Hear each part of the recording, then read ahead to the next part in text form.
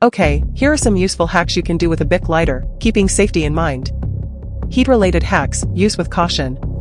Quickly seal fraying rope/fabric. Briefly melt the ends of nylon rope, paracord, or synthetic fabric to prevent fraying.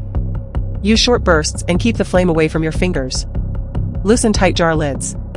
Run the flame briefly around the metal lid, not the glass, to slightly expand it, making it easier to twist off.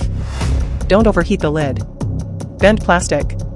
Carefully heat thin plastic items, like zip ties or certain packaging, to make them more pliable for bending or shaping. Keep a safe distance and don't overheat. Remove stickers and labels. Gently heat the adhesive on stickers or labels to soften it, making them easier to peel off cleanly. Avoid direct contact with the flame and don't overheat delicate surfaces. Emergency fire starter. The obvious one, but crucial. Bic lighters are reliable for starting fires with tinder. Non-heat related hacks. Improvised screwdriver, small. The corner of the metal wind guard can sometimes be used as a makeshift, small flathead screwdriver for very minor tasks. Don't apply too much force, as it can bend. Emergency light source, briefly. While not ideal, the flame can provide a very temporary and small amount of light in an emergency. Use sparingly and with extreme caution. Pushing reset buttons. The end of the lighter, non-flame side, can sometimes be used to push small, recessed reset buttons on electronic devices. Marking tool. Soot. Briefly touching a surface with the flame can leave a small soot mark for temporary marking.